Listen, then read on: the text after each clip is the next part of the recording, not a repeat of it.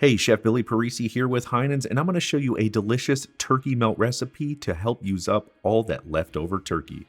We're first going to start off with some leftover turkey, which we are going to cut into 1/2-inch cubes. Next, we are going to add in some red onions, followed up with some celery. Next, a little bit of garlic. Then, of course, we have some dried cranberries, which are going to add some great flavor to this. Hit it with some mayonnaise, and then we want to season this up really well with some salt and fresh cracked black pepper.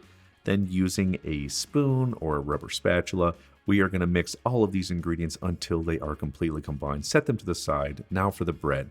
I'm going to be using some sourdough, or you can use French or even Italian bread from the Heinen's Bakery department. Just thinly slice it.